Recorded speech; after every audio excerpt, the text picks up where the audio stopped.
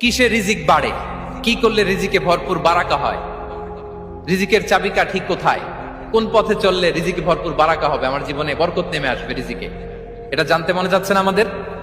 হ্যাঁ, কষ্ট হচ্ছে আপনাদের? কষ্ট হচ্ছে? তাহলে কি করলে রিজিকে ভরপুর বারাকা হয়, কি করলে আমার জীবনে ভরপুর বারাকা নেমে আসে, এই পয়েন্টটাতে আমরা একটু আলোকপাত করি। যেসব কাজ করলে আমাদের জীবনে রিজিকে আসমানি বারাকা নেমে আসবে, আমাদের রিজিকে আসমানি বারাকা নেমে আসুক, আমরা চাই কি চাই না? সবাই আমরা চাই নিশ্চয়ই। যে কাজ করলে রিজিকে আসমানি বারাকা আসে, এর এক নম্বর হচ্ছে তাকওয়াল্লাহ, আল্লাহর ভয়। আল্লাহ তাআলা বলছেন, ওয়া মাইয়াত্তাকিল্লাহা ইয়াজআল লাহু মাখরাজা ওয়া ইয়ারযুকহু মিন হাইসু লা ইয়াহতাসিব।